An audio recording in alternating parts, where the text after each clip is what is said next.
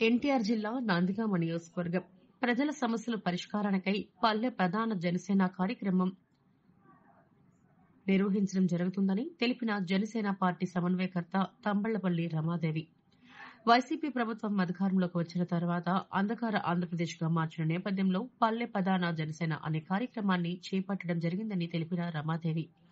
ప్రతిరోజు 3 గ్రామాల్లో పర్యటిస్తూ ఆయా గ్రామాల్లోని ప్రతి ఇంటికి వెళ్లి ప్రజల సమస్యలు అడిగి తెలుసుకుంటామని తెలిపిన రమాదేవి. నిన్న ప్రజా సమస్యలు తెలుసుకుందామని పలు గ్రామాలకు వెళితే ప్రజల కష్టాలను చూసి స్వయంగా వారు చెబుతుంటే విని చలించిపోయానని తెలిపిన రమాదేవి.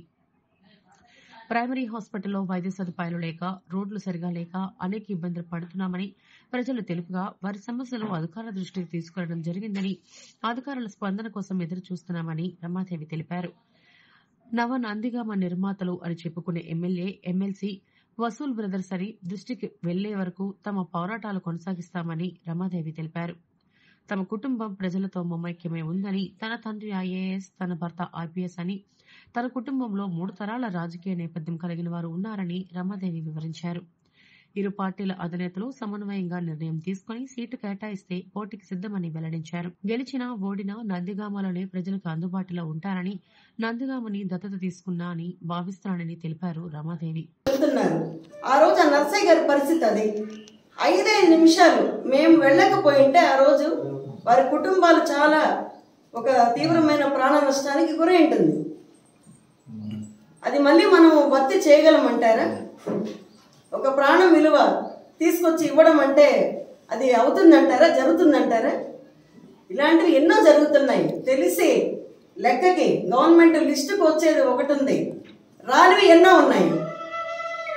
అది ఒక్క రంగమే కాదండి, అన్ని రంగాల్లో ఇది అన్యాయం కాబడుతూనే ఉంది.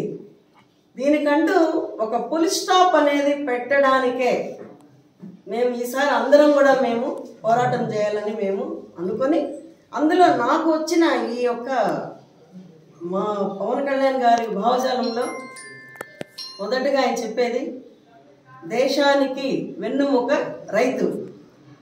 ఆ రైతు యొక్క సమస్యలని మేము పరిష్కరించగలిగితే, మేము ఈ పార్టీలో ఉండి ఆ పార్టీ ద్వారా మేము అందుకున్న బాధ్యతలని మేము పరిష్కారం వైపు తీసుకెళ్ళి మేము పరిష్కరించగలిగితే మేము సక్సెస్ మేము అయ్యాము అని నమ్ముతున్నాను. నేను ప్రజల వైపే ఎప్పుడు జనసేన పార్టీ నిలబడుతుంది.